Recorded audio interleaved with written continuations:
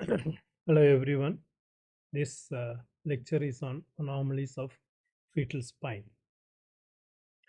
This will be covered in the following headings: embryology, technique of sonography, anatomy, sonographic anatomy and variations, and the various anomalies of the fetal spine.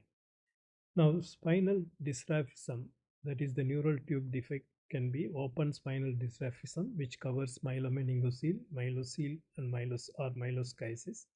Closed spinal dysraphism, which divide into subcutaneous mass, which are meningocele, lipomyelomeningocele, myelocystocele. Without subcutaneous mass, the split cord malformation, caudal dysgenesis. And the last group is vertebral anomalies, which contains two large groups related to failure of vertebral formation like hemivertebra, related to unsuccessful vertebral segmentation like block vertebra, and finally sacrococcygeal teratoma.